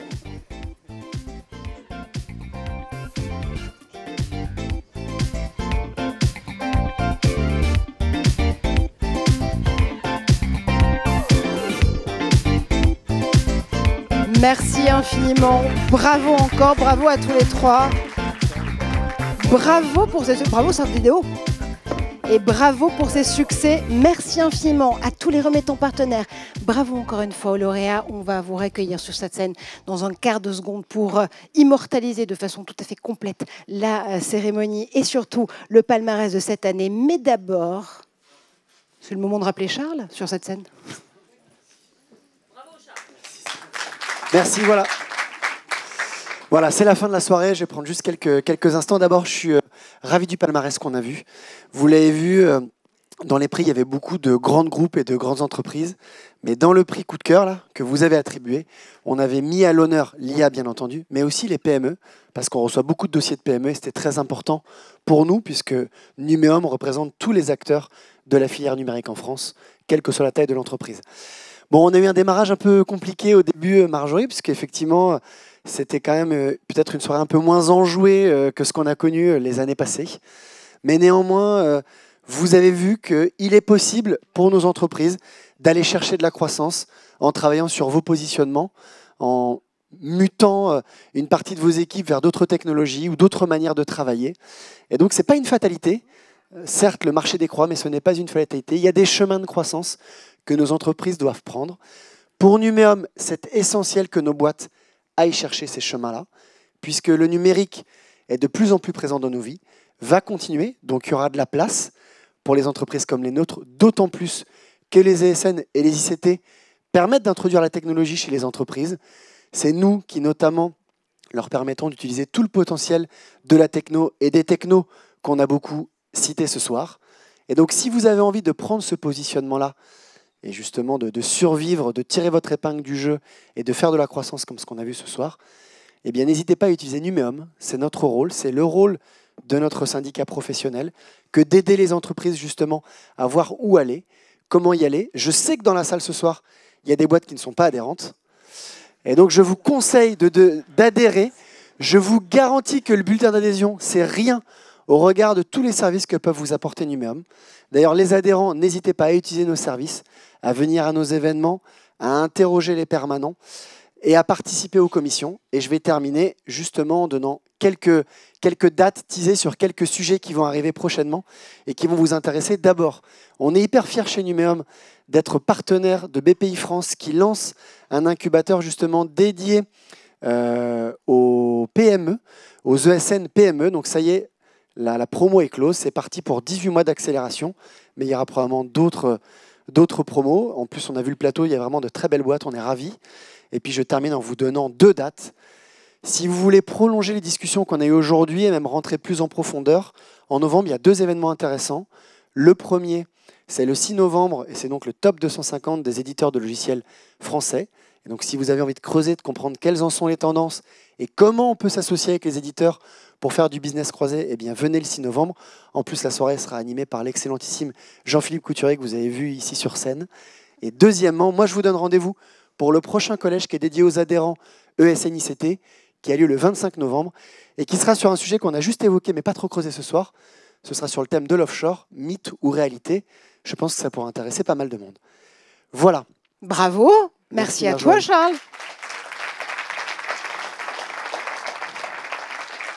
Moi, je trouve que la soirée avait très bien commencé. Justement, on a été réaliste. On a voulu aussi vous donner des pistes de solutions. Je ne saurais que trop vous souhaiter d'être audacieux pour ce qui reste de 2025 et surtout pour les années à venir. Je réinvite à nouveau les partenaires, les remettants, les lauréats et lauréates surtout à nous rejoindre sur cette scène pour une grande photo de famille.